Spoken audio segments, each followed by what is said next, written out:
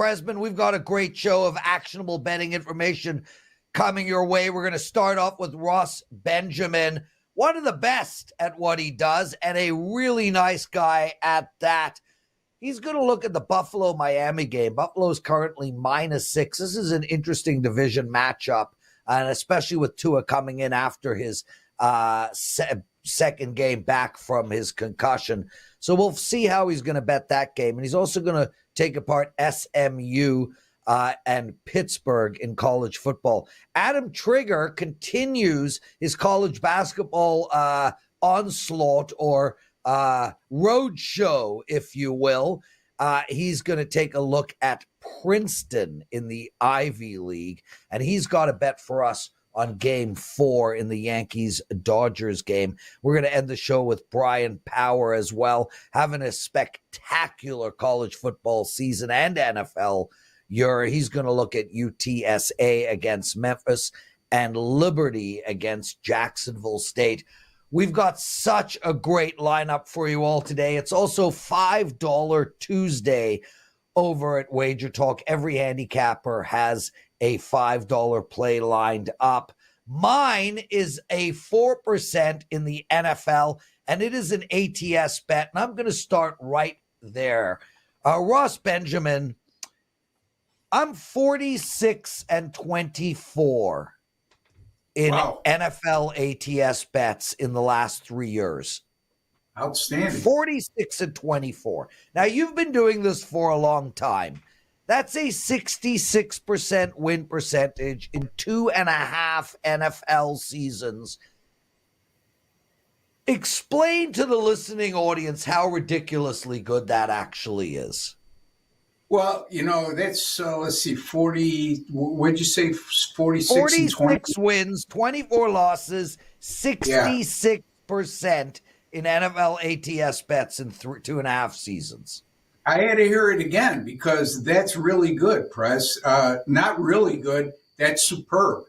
And to hit that higher percentage with that many plays over that course of time, like I like to say, when that occurs, it's no fluke. Right. And not a fluke whatsoever. It's all skill. And, the bottom line is we all strive to make money over the long term, Prez, but we're always going to have that streak, that really, really hot streak or a couple of them. Yep. And that's the time to jump aboard, folks. And, even over the last 2 years, 70 plays is pretty much selective, right? Yeah. There's only one or two a week. Yeah. So, it's something to keep an eye on there, folks. Keep an eye on Prez's plays in that regard. And I appreciate you mentioning that, Ross, because it's so easy for me to say these are world-class numbers, and they really are world-class numbers.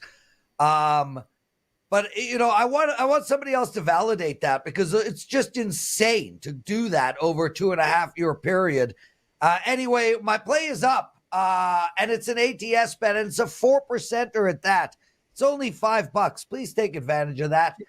Steve Merrill co-hosting with me. Welcome, Steve. And let's get straight into Ross Benjamin's NFL bet. So Buffalo is playing Miami. And, this Buffalo team might be the best team in the AFC, Ross. Look, I know that they stunk against Baltimore, but, hey, Baltimore stunk against Cleveland. These things happen.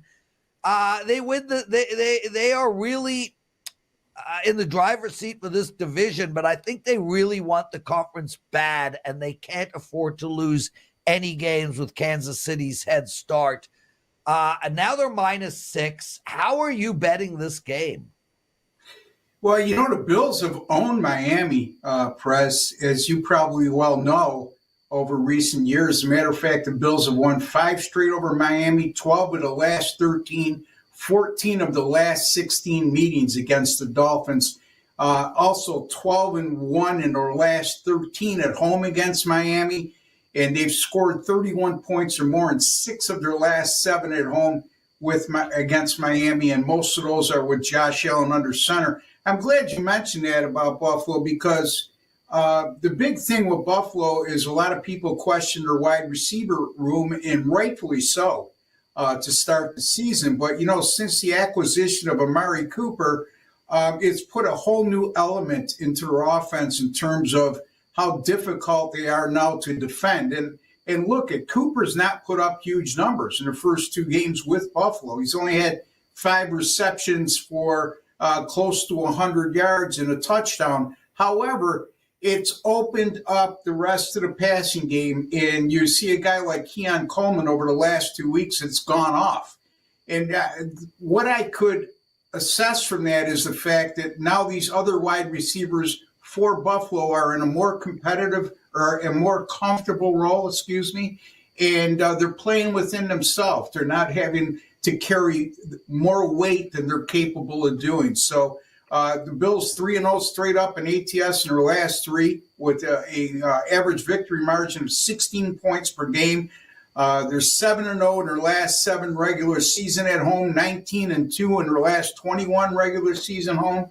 That includes 7-0 straight up in their last division home games, winning by 14.3 points per game. Miami did get Tua back, as Prez indicated last week, but they still lost 28-27 Arizona at home as a 4.5-point favorite. And since last year, the Dolphins, as an underdog, are just 1-8 against the spread and outscored by 15.2 points per game.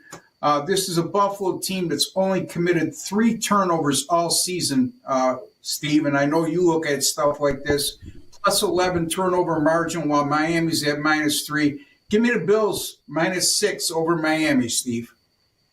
Yeah, Ross, it's interesting you mentioned that because Prez and I were doing Wager Talk last call, which is at 11 on Saturday, 12 noon Eastern on Sunday, and we were talking about that Bills-Seahawks game. And, you know, Prez, when he threw it to me, I was looking at the charts, and I noticed that as well, Ross, that Buffalo had 1 turnover in 2 different games all season and no turnovers in all the other games. So, you know, 2 ways to look at it. They're taking care of the ball or they're due for some regression. But I want to ask you about Miami and Tua here. He's back, came back last week against Arizona, actually played pretty well. Of course, the previous time he had played was that game against Buffalo in early September, in which he had a 1-3 ratio, did not play well. And I love the point you bring up about the Dolphins also kind of being a bully, right? They beat up on teams they should beat, but they've struggled against good teams the last couple seasons. But big picture with Tua back now, how much does that change your look on the Dolphins here? And obviously that's a huge upgrade at the quarterback spot if he stays healthy. Absolutely. They're a whole different offense with him under center. All of a sudden, now before you had to defend a run game and you challenged the quarterback who Huntley at that time to beat you down the field, in which he wasn't able to do so with any type of consistency. So yeah, it keeps defenses honest, but Buffalo's had a been really effective defensively against Tua and the Miami offense in general. So although I have to account for that more, Steve, the bottom line is that maybe that helps Miami down the road. I just don't think they match up well against Buffalo with or without Tua. Ross Benjamin joining us, everyone, exclusive handicapper at WagerTalk.com. Ross, man, something's got to give in this college football game. We got a 7-0 Pittsburgh Panthers playing a 7-1 SMU team. And not only 7-1, I mean, SMU has crushed. Yeah, they got through the Duke game by 1. Before that, 40-10. They've won a 42-16 game, a 66-42 game. And this Pittsburgh team as well, you know, got lucky against Cal, crushed Syracuse. And here we have a undefeated 7-0 team who did not play like, you know, Division I Jacksonville State 7 times, and yet plus 7.5. No respect for Pittsburgh or an insane amount of respect for SMU. What is it, and where are you going in this game? All good points, Press, as usual. Look, I'm glad you brought up the Duke game. Yes, SMU looks like they just squeaked by Duke last week, but they won that game despite being -6 in the turnover department. Yeah. So it's a little bit of a misleading final score there based on that. And not many times are you going to win a game being -6. All you have to do is ask Syracuse, who was -5 turnover differential in their loss to Pitt last week. And even though that score was 41-14, you got to take into consideration Pitt returned 2 interceptions for touchdowns, and they were outgained in that game by 110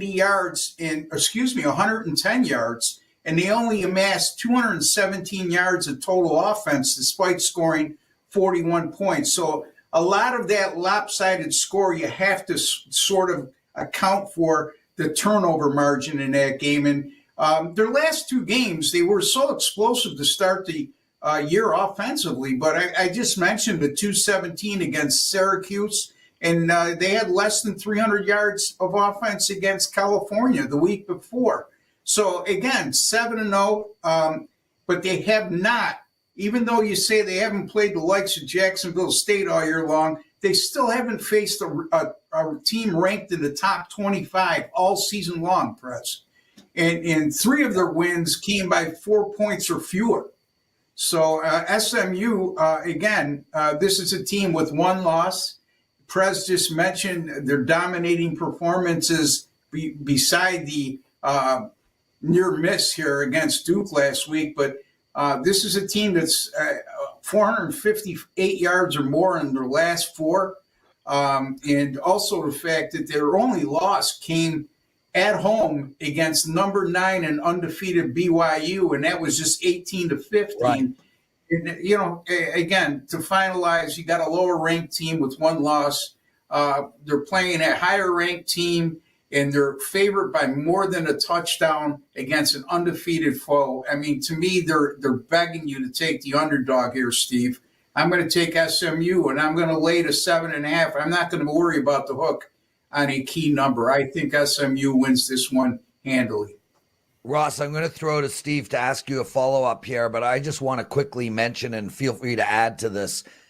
You know, look, all 3 of us are old guys, and we've been doing this for decades. I'd like to say to the listeners out there, you know, you mentioned that Pitt hasn't played a team in the top 25, and that's important. And I have not handicapped this game yet, so I have no horse in this race. What I want to mention is it's not as important as it used to be. And I don't want people to get caught up in this. A team hasn't played someone in the top 25 yet. 10 years ago, an absolutely crucial statistic. Today, not so much, Ross. Perhaps in the top 10, top 5, but there's so much parity. The 25th best team in college football is no different to the 40th best team in college football, and could easily swap in the ratings over a 2-week period. So I just want to throw that out there to everybody. Steve? Yeah, and if you want to see more about top 25, as you know, Ross, I do a top 25 video every week here on Saturday's games. And this, of course, will be in that video because, like you said, it's 2 top 20 teams. I want to ask you, though, big picture about the ACC. I mean, it's basically Clemson and everybody else at this point, although Miami's in second place. They're 8-0 overall. That's another top 20 team. It's been impressive. They actually, along with Pitt, are the only 2 undefeated teams in the ACC. Clemson, of course, does have 1 loss like SMU. Florida State was preseason top 10. They have been horrendously bad. When it's all is said and done, is it Clemson winning this conference, getting the automatic bid, or do you think one of these other teams can surprise? I still wouldn't count Miami out. I mean, I think that what people are looking at right now is the decisive manner in which Clemson has been winning since that loss against Georgia in their season opener. But, you know, and Miami sort of doesn't get the highest ranking that they possibly could, despite the record, because of the fact they've had a lot of close calls. But I'm not ready to mail it in with Clemson yet. I think Miami will have a say in what goes on, and be quite frank, I would lean more toward Miami winning the ACC before it's all said and done. But it's yet to be seen. And to Prez's point, he's absolutely correct. Let's not forget, in the AP, we're bringing in the human element. Okay, it's writers across the country. It's a coach's poll. A lot of these guys, it's just an extra task for them to do every week, and they're stating the obvious. So, yes, the top 25 is nowhere near what it used to be in terms of how you should account for it. I guess why I brought that up, Prez, was the fact that SMU being the lower ranked team at -7.5, and people want to know why. Yeah. I think it tends to go toward strength of schedule. That's all I was trying to say. You know, and I agree, and it should be included in a handicap, just not. You know, Ross, conceptually, and Steve, jump in here. People enter the industry, they start gambling, and they're young and they want to learn, which is great, and they read. And it's a similar situation with poker. If you're going to read Doyle Brunson's book, it's great. And it's a awesome beginner guide to poker. It's not the poker that's being played today. And it's not going to help you that much. Stuff changes. Don't get caught up in what you were told or what was happening 10 years ago, 20 years ago, 30 years ago. I mean, Jesus, when Muhammad Ali was ruling the heavyweights, wise bettors were laying -1,200 daily. That was a thing back then. Nobody was afraid of laying -1,200 40 years ago, Ross. It doesn't happen much anymore. Let me ask you a question, both of you guys. Don't you think that the 7.5 it lends itself to perception among novice bettors out there? Yes. Okay. Go ahead. And it's why they end up buying down to 7, which is a horrible, horrible thing to do. Steve, anything to add? Yeah, well, first of all, if the sports books are letting you buy half points, do you think they're giving you an advantageous price on that? We've talked about this so many times. I mean, right? You it's want just a like warranty. the warranties, right, Prez? Do you think the warranty companies are losing money by letting you buy a $20 warranty on a TV or whatnot?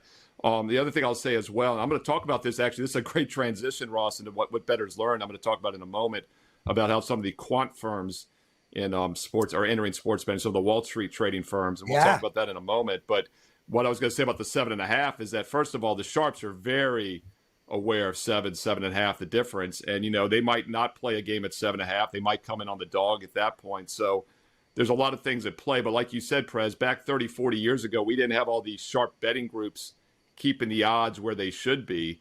And there was value with -1,200 back then, maybe because there wasn't somebody kind of cleaning up the other side with underdog value or something. So lots of different changes here. And, once again, if something's in print and everybody can find out about it on the internet or in a book, you're probably a little bit late to the party at that point. Guys, Ross Benjamin, everyone, outstanding bettor, kills it in NBA, college basketball, and college football, doing great work in NFL. Just all around excellent handicapper. It's $5 Tuesday, Ross. What do you got going with the clients? Yeah, Minnesota-Illinois game on Saturday. I got it up right now just for $5.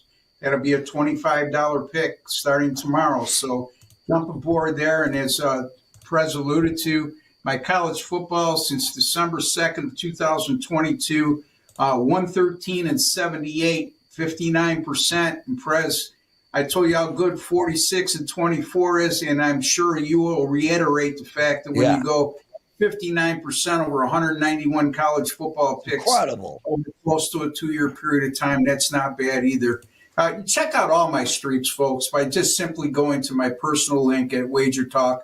That's wt.buzz/RB. Also, some very affordable subscription plans, 3-day, 7-day, 30-day, 90-day, and each individual sport, you could buy subscription plans as well.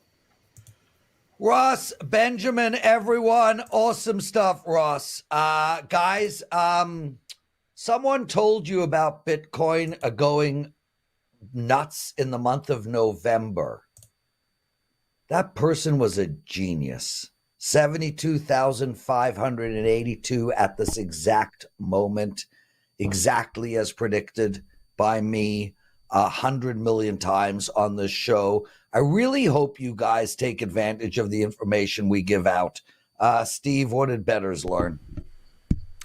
And we're going to talk about a little bit of the financial markets here in a moment, but a reminder, it is $5 Tuesday right now at WagerTalk.com. Every capper has a $5 best bet, and you can buy multiple cappers. Normally it's $25 to $35 a play. So you're getting 5 to 7 plays for the price of one play this Tuesday. So buy multiple cappers, get multiple sports, but do it before the clock strikes midnight. And can't see it here on the screen, but I got a new hoodie. Everyone was loving the Wager Talk hoodie.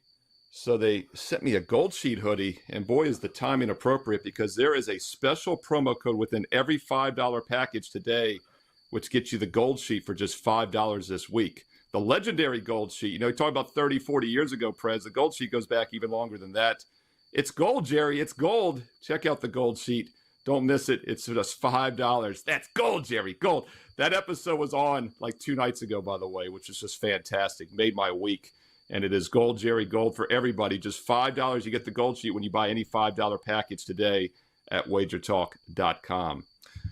What bettors learned? You know, every week there's so many things I want to talk about here in the Tuesday segment. And the first thing I was going to talk about is how these NFL ugly dogs continue to lose. But then I saw an article also about how quant firms, Wall Street trading firms, are entering the sports betting marketplace. But then I realized it kind of goes hand in hand. So we're going to talk about both. First of all, if any quants are out there watching, welcome. I think maybe this isn't going to be as easy as you think, because first of all, unlike the financial betting markets, the sports betting markets are limited, and they don't like winners. It is not a zero-sum game. In the financial world, you can trade as much as you want because somebody's on the other side taking that trade. So we'll see how this plays out. I think this is a story that's a little overblown, and as you all know, there's been professional betting syndicates for decades now, and a lot of them are quants as well, and I use a lot of analytics as well when I handicap. So we'll see how that plays out, but it correlates a little bit to what I want to talk about the NFL, is how these ugly ducklings continue to get blown out. Prez and I did the Wager Talk last call Sunday at noon Eastern, and we were talking about how it's hard to make a case for teams like the Panthers or the Titans, and how the Detroit Lions, 42-18, they're now 43-18 against the spread after blowing out Tennessee. Carolina down big early. Last night, Monday, the Giants, another fade the public situation, a 6-point dog. They lose by 8. It was tied at the half. They lose by 8. But the point I want to make is one of the reasons you can't be playing these ugly dogs. And by the way, the public's been crushing the last 3 weeks. I give out that video every week here. Click subscribe, click the bell, so you know when my Fade the Public video is up. But as I always say, we don't blindly fade the public, and hardly do I ever back those ugly teams. So public crushing it hasn't hurt me at all. But one of the reasons these lines remain too low is because of quants, sharp betting groups. They think there's perceived value. You know, the look-ahead line on Pittsburgh was 3.5, 4 a week ago. It was 6 for the game. They win by 8. It probably should have been 8 or higher. And the reason it's not is because the public would be all over them, but there's buyback on the other side from these groups. So everyone's so worried that the quant bettors are going to ruin the marketplace for everybody. I disagree. I think if anything, you could play favorites more. You can play blowouts more. We crushed it in September playing big favorites in college football. And part of the reason is because there's some quant out there that thinks that plus 37.5 has value, something I will never touch. We don't play ugly teams, and it's one of the reasons I'm up 170 units this year at all sports at WagerTalk.com. So a couple of what better learned, Prez. I thought they kind of tied in nicely together. By the way, I got to point this out real quick. I saw this tweet from Football Perspective to show you how random the NFL has become this year. The Jets scored 20 points, had no turnovers, and held their opponent to under 250 yards. Since 1940, teams that did that were 756-0 straight up, until the Jets lost outright to the Patriots on Sunday. So that's the world we're living in now. It's been the most random NFL month maybe I've ever seen. Wow, that was great stuff, Steve. But I do question whether the public had a great week in the NFL. I actually don't believe that to be the case. We will have Art DeCesar on tomorrow to ask him that question. And I understand. Look, Detroit minus 11 ended up 12.5. They covered. I get it. Does that mean the public was on Detroit? I mean, likely, yes. But I don't think the public was on. Yes. Yes, but I don't think the public was on Cleveland. I don't think the public was on. No, they weren't. Philadelphia. I don't think the public was on Indianapolis. I don't think the public was on Jacksonville. I don't think the public was on Washington. I don't think the public was on Arizona. Going Prez, back down the board. They were, my friend. No, I'll tell you the games that were in my video right now. Detroit was the most public play of the week, about as public as I've seen all season. For sure. Green Bay was. They barely didn't cover by a point. Pittsburgh was up there as well. They covered. And Denver was up there. They covered. So 3 of the most 4 public plays covered. And then Baltimore, you're right. In fact, I had a free play on Cleveland. The one game I faded the public this week was Cleveland. You know, so I agreed with that fade. But the two public dogs this week were the Commanders and the Cardinals. They both covered. So the public did well again, at least on the metrics I look at. But obviously that's, it's going to vary from book to book. So it'll be interesting to see what Art has to say. Yeah. Yeah, but they weren't on Indianapolis. They were. I mean, it will be interesting. No, they're not going to win or lose every game, but I'm telling you, 3 of the most 4 public plays, the public won again this week, and they were like 4-0 last week. It's been probably the best 3-week run I've seen since I've been doing that video for 4 years now. Johnny Detroit enters the chat room. I love you, Johnny. He's coming to Toronto to hang out with me and Carmen a few weeks. Very excited about that. He'll be Johnny Toronto then. Yeah. Johnny Toronto, baby. Okay, Adam Trigger, welcome to Wager Talk. How are you, brother? I'm good. And I agree with Steve, something he just said about like the quants entering the market and keeping lines in place. I think it makes it a lot harder for people to just like look at what the public's betting and play Correct. Like that. So I love that because I watch a ton of games. I get most of my edges from watching the game, recording something that I think the market isn't really looking at. And so that's exciting to me because I think it makes it more difficult you can't just roll out of bed, look at the screen quick or look at where the money is and think you're going to win. Whereas maybe 10 years ago, you could do that. So that's something I like to hear. Yeah, Adam, real quick on that too, Prez. I want to add too. We've talked about this, Prez, with the automatic strategy of the NBA is just to play the team that's shorthanded. The last couple of years, you'll hit like 70%, and one of the reasons that continues to work is because once again, these quants, these betting groups say LeBron James is worth 7 points or whatever, and they move that line, and the sports books are using the same stuff. So you're right, Adam. There's a human element there that the computers cannot mimic, at least now, right? We'll see how far AI goes the next couple of years, but yeah, I think there's an edge actually having the quants in the marketplace. Yeah. Let's go, guys. We got to keep this show moving along. $5 Tuesday over at Wager Talk. Everybody take advantage of that. We'll get into what Adam has later. Ad, you want to talk about Princeton to win the Ivy League at plus 105. Let's hear why. Yeah, so listen, I get futures are harder to get down. That's why I don't include them in my service. I also understand people not wanting to tie their money up till March on a plus 105, plus 110 type bet. But if you have the means to do it, or if you can do it, if you have the credit to do it, Princeton to win the Ivy League is as good of a bet as you can make this college basketball season. I think this should be minus 350. And I would play this up to minus 150, and I'll explain why. So first of all, for Princeton, you got not only do you have the best player in the league, you probably have the 2 best players in the league, Xavier Lee, Caden Pierce. They combined for 33.7 points per game last year. Both could have transferred to bigger schools or bigger programs if they wanted to. But that's the one nice thing about the Ivy. People go to those schools for the education too. And a lot of times they are able to retain good players because of that. So you probably have 2 of the top choices for Ivy League Player of the Year on the same team. You also get Devin Austin back from the Sweet 16 team 2 years ago. He blew out his ACL last year, didn't play at all. So he's back. The one thing you could sort of make to go against Princeton is, well, they've got a young bench. They've got 3 or 4 freshmen probably coming in off the bench.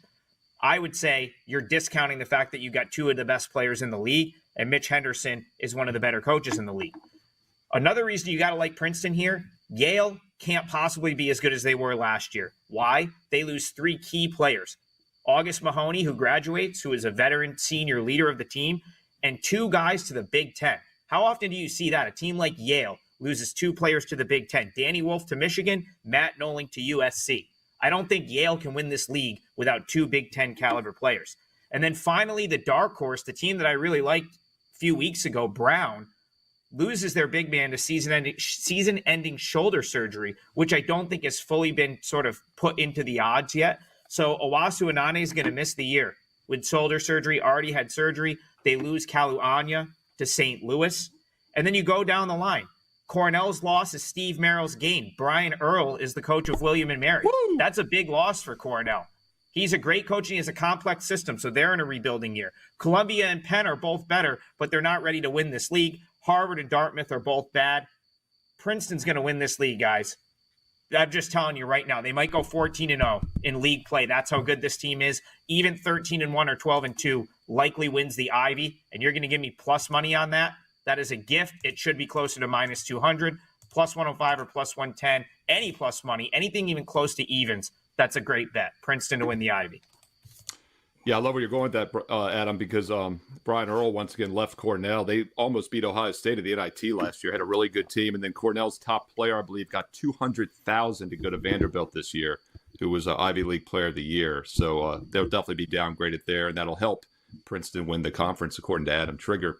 Adam, got to talk to you about the World Series. I appreciate you covering this game, man, because it might be the last baseball game we could talk about this season, although you might say otherwise. But teams down 0-3. Often gets swept. Do the Yankees have anything left tonight? Hey, they're favored, right? So the odds makers are saying there should be a Game 5. Yeah, I was looking at the futures odds, Steve, and I actually do think that there's a little value at like the 12-1 that's up on FanDuel for that reason, right? Like the Yankees are probably a sizable favorite in Game 4 and Game 5. So I think you at least have to give them a chance. Now, you're going to need some luck for that to happen, but still, I would not count this team out, and that's why I like the Yankees in Game 4. And this goes back to the whole quants thing that we were just talking about. I like the Yankees here because I watched Ben Kasparis and Landon Knack pitch a ton at both AAA and in the big leagues this year. And those are two guys that are probably going to take up the bulk role for the Dodgers in this spot. So you have to try to get in the head of Dave Roberts with a 3-0 lead in this series. And I think the most important point to make here, guys, is the Dodgers are not your traditional like World Series caliber team that has a true ace, right? Like they're not sitting on a guy that they can like be sure is going to come out and throw 7 scoreless in Game 5 or Game 6 if they lose this game. What does that mean? It means Dave Roberts has to make sure his bullpen is in order going into Games 5, 6, and 7, because you can't. Jack Flaherty is good. Yamamoto is good. Walker Buehler was good last night. None of those guys are like a lock to come out and throw like 7 scoreless and put you in a good spot. So you've got to be able to go to the bullpen. What I think that means is you're going to see a lot of B bullpen arms here for the Dodgers. Depth arms, guys that they would be okay not using in Game 5 or Game 6. I don't think you see Michael Kopech because that means he'd go 2 days in a row and wouldn't probably be at his best for Game 5.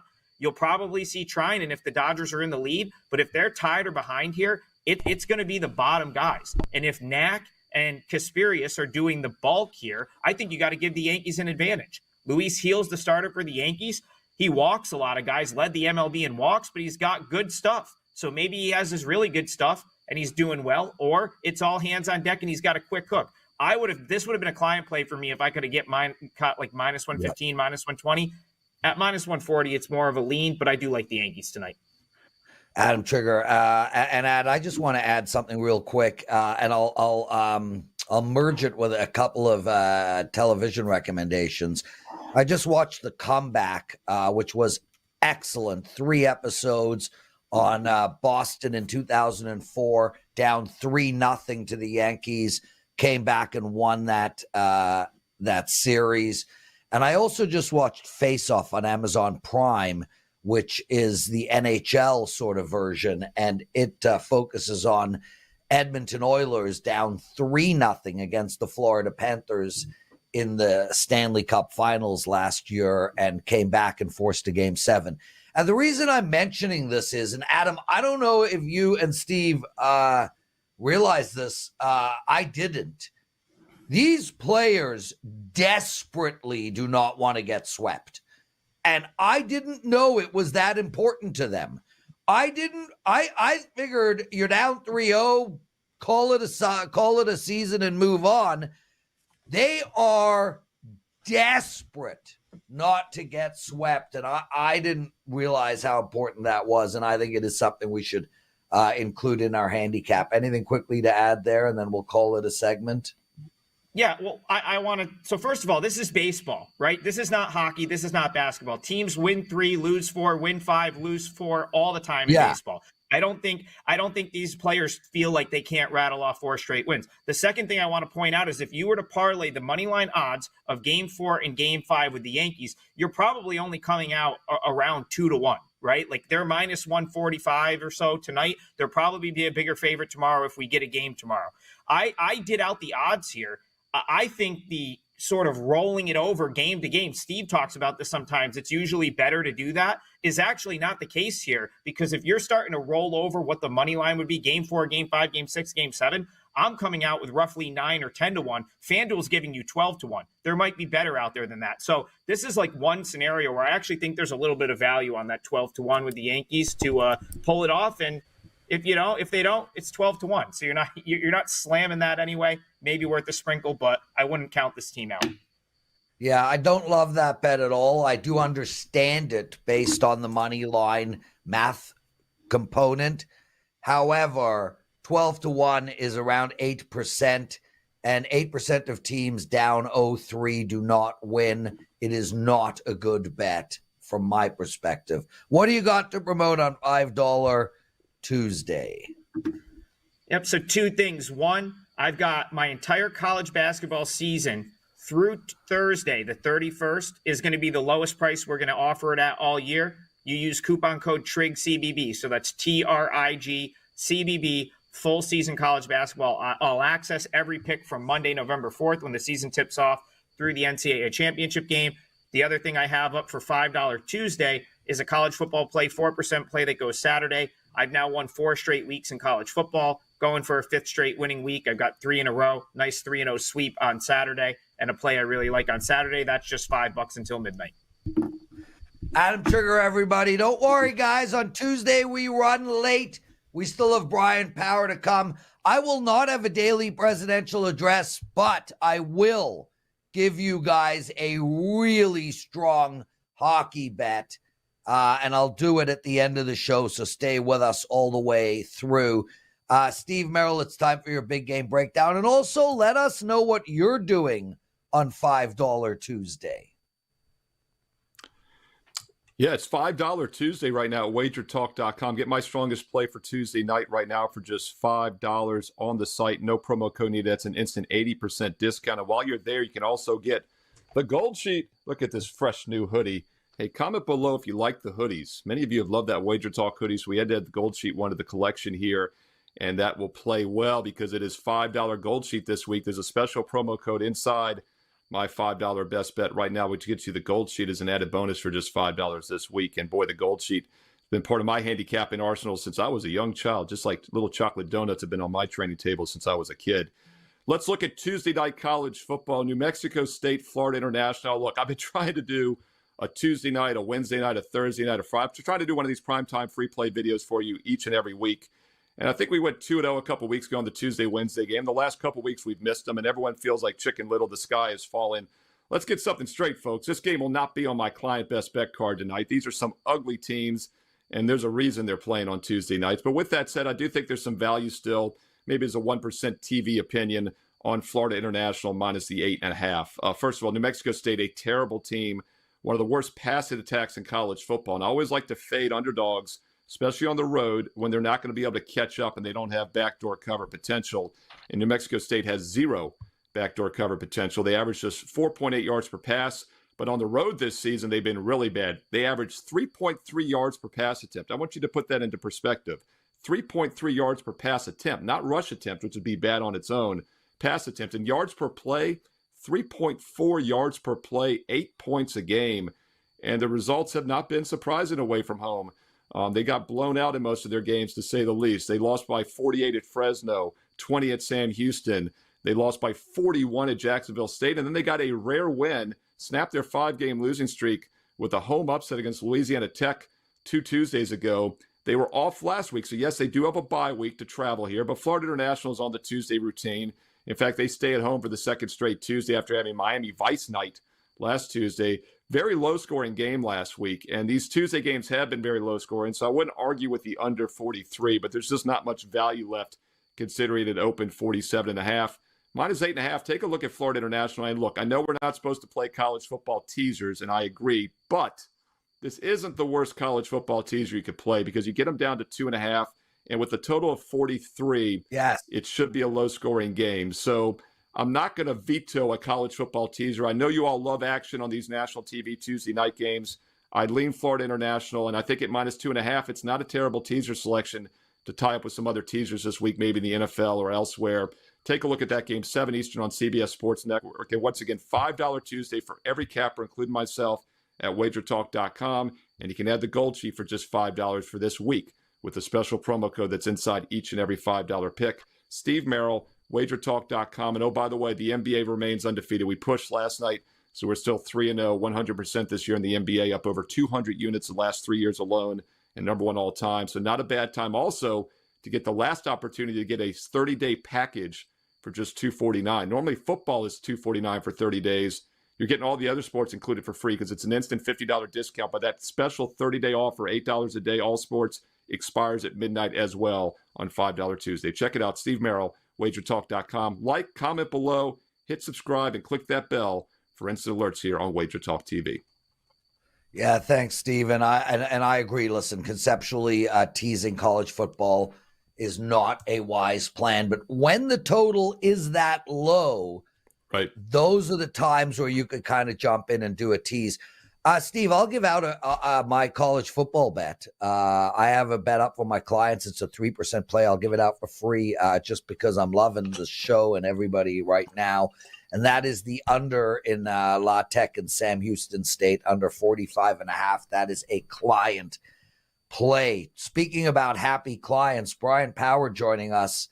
Bryan, man, I know you had a rough Sunday, and I know you lost your 5% play on the over in New Orleans. I was on the under, by the way, so I felt your stress at the end of that game. But, man, you've had an outstanding football season, so congratulations, dude. We're all going to lose. I mean, winning it on a daily basis is impossible. Congratulations on a really, really outstanding football season. Yeah, it has been a really good football season up until the weekend. You know, it was bound to happen. Once I tweeted, I think it was a couple weeks ago, I had a 4-0 Saturday, guys. Yeah. And 3 of those 4 wins were actually featured on Scott Van Pelt's Bad Bet Beats segment, where I was on the right side. That never happens. So I was like, guys, eventually the worm's going to turn here. I'm going to have a couple go against me. Sure enough, it has, but we're going to bounce back this week. My $5 play already locked and loaded. It is for college football Saturday. So excited about that. Nice. Okay, let's get into some college football betting information, betting action. Liberty, they're playing Jacksonville State. This game is on Wednesday. That's tomorrow. You like Liberty on the money line here and would prefer to lay the 125 than the minus 1.5. I get it. And that is the right way to approach any single football or basketball game that is 2 or less, is to bet the money line. Ralph came on and gave the data out a couple of years ago to prove that point. So I like where you're going. Tell us why. Yeah, Steve talked about how he's been breaking down some of these Conference USA games on the WagerTalk YouTube channel. Now, if you caught either the Power 5 or the Morning Wager last Wednesday, then you heard me give out Kennesaw State plus the points against Liberty. That turned out to be one of the biggest upsets of the entire college football season. Kennesaw State won outright. They closed plus 26.5. Just a reminder, earlier this season, I did have as a 3% client play Northern Illinois plus 28 over Notre Dame, which I believe is still the biggest upset point spread wise. But you get back to Liberty, obviously now no chance of attaining their ultimate goal, guys. That was an undefeated season and being the G5 rep in the first ever college football playoff.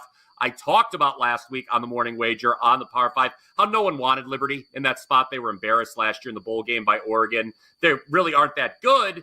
And I suppose you could argue that this is a letdown spot for the Flames because, you know, okay, their hopes and dreams are dashed. But I look at things a bit differently, Prez and Steve. I see a buy low spot on a Liberty team that can still win Conference USA. Yes, they've been a massive disappointment at the betting window this season, going 1-5 against the number, and they've yet to win a game by more than 18 points. But all we need, guys, as you said, Prez, as you teed the game up, just a straight-up win at home. They've won 12 straight at home, Liberty, and the only time previous to this that Liberty closed as a single-digit favorite this season, they were minus 7.5 against ECU. Guess what happened? It was their lone ATS win today. Final score there was 35-24. One more thing to consider, and I brought this up when breaking Liberty-Kennesaw State matchup down last week. Because of a scheduled game getting canceled against Appalachian State, Liberty went into last week having played just one game in a 30-day span. That's very rare in college football. So it was, you know, obviously we were all shocked that they lost the game outright, but I wasn't shocked that they played poorly. Jacksonville State might be the second best team in Conference USA, guys, but the gap is wider than what the odds makers are saying here. Let's not forget Rich Rod's Gamecocks. They got blown out by Coastal Carolina, blown out by Louisville, lost to Eastern Michigan, who's not very good. Their 4-game win streaks all against bottom feeders. I like Liberty on the money line here. Yeah, Liberty's been one of the biggest money burners in college football this year. I talked a lot about that in those, videos. They're 5-1 straight up, but 1-5 against the spread. And that's something, by the way, I forgot to mention what bettors learned. There's only one NFL team this season that has a winning record and a losing point spread record, or vice versa. And I was going to point out that basically, Norm, you just pick straight up winners, right, especially in the NFL, and that's the Houston Texans, who vastly overachieved last year. And you can make an argument that Liberty vastly overachieved last year as well. They've come back down to earth. And Brian, I love the point about the limited games, because I think that does help explain a little bit why they lost as such a big favorite. And that Appalachian State game not being made up, I believe, that maybe eliminated them from the national title contention to start with. So I think that was a huge letdown, just not playing that game, because it basically took away a chance to be in the final 12. So interesting insight. This is a Wednesday night game. And once again, Bryan Power, myself, Ross Benjamin, a lot of other guys, Jesse Shule, we do a ton of these weeknight games free for you here. So click subscribe, click the bell for an instant alert.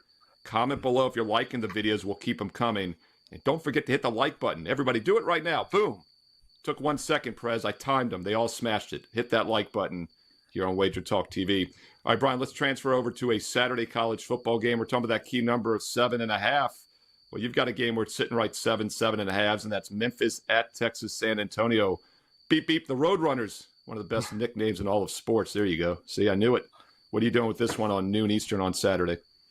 It's another buy low spot, Steve. With so much going on in college football, I think that maybe a result that many missed from this past Saturday was UTSA losing outright as 9.5-point favorites to Tulsa, 46-45. Why do I want to bring this game to the viewers' attention? Well, UTSA led that game 35-7 at half and 42-17 late into the third quarter. An absolute gag job by a Roadrunners team that for many years has been one of the more solid outfits in the G5. But in 2024, this has been another money burner, Steve. They're 0-5 straight up on the road, including a loss at Rice. I was on Rice in that game, ironically enough. But now let's look at the number. We're able to get more than a TD, like you mentioned, with UTSA at home. And that seems like a good deal to me. Why? The Roadrunners are 21-2 straight up their last 23 games at home. And they've been a dog just twice in those 23 games, covered both times. You look at the Memphis side, they haven't been knocking them dead at the pay window either recently, just 1-4 ATS last 5. Over the last 2 weeks, what has Memphis done? Well, they won the game against North Texas, but they gave up 653 total yards. Not very good defense. And then last week, they barely squeaked by Charlotte. Charlotte's not a very good team. Memphis needed a 75-yard touchdown drive in the final minute to win. They get a safety after that to make it the final margin. I just think this is the bottom of the market on UTSA, guys, who has closed as a favorite or a dog of less than a field goal in every game so far but one. The exception was against Texas, one of the top teams in the country. So give me the points in this AAC battle at noon Eastern on Saturday. Bryan freaking Power, outstanding work, man. Really appreciate you coming on, doing the show. You've got a 5% college. You've got a $5 college football bet up for Saturday. He's doing incredible in college football, guys. It's certainly worth purchasing. Steve, your $5 play is? Pending. It'll be up within the hour here. Checking some of the Tuesday night games, and we're going to put the strongest one up for just $5. Well, there you go. You can grab his too. And, of course, mine is my NFL ATS bet. And as I've bragged for 2 hours ad nauseum on Puck Time and this show, I'm 66% in these bets over 2.5 years. And last week, we were the number one sold $5 Tuesday play. Can we do it again this week, guys? Head over to WagerTalk, grab my bet.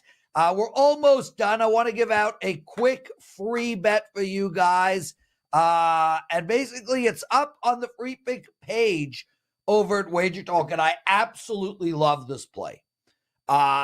Pittsburgh Penguins, they're hosting the Minnesota Wild tonight. And the total in this game is 6. And here's the bottom line. We're playing the over in this game.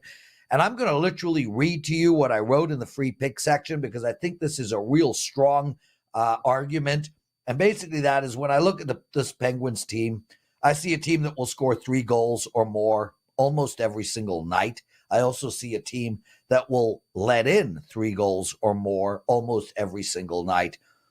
They have a lot of scoring up front, a real top-heavy team, and they have zero depth on defense. Not only does their first 2 great defenders suck defensively, phenomenal offensively, but they're not great defensively. But their third and fourth defense, you can't even name. And their fifth and sixth defensemen, who the hell knows who they are? And their goaltending is horrible. This Pittsburgh team has played 10 games this year, 10 games. They have allowed 3 or more goals in every single game. They have allowed 4 or more goals in 6 straight games. They also have scored 3 goals in 3 of their last 4. Now they're playing the Wild. This team has gone over 3 goals in their last 5 games. They have scored 14 goals in their last 3 games. How the hell is this line only 6? I love the over in this game, guys. I'm personally betting the over in this game. So please join me for that and make sure to play that $5 play that I have going. Thanks for watching, everyone. Teddy and I will be back tomorrow. Steve, thank you for hosting. I love these Tuesday shows. They're my favorite shows of the week, bro. No, I love them too, man. And once again, comment below if you're liking them, and we'll keep them coming. We read the comments, we reply back, and smash that like button, Prez. People don't realize how important that is. Yeah. Thanks, guys. We'll see you tomorrow.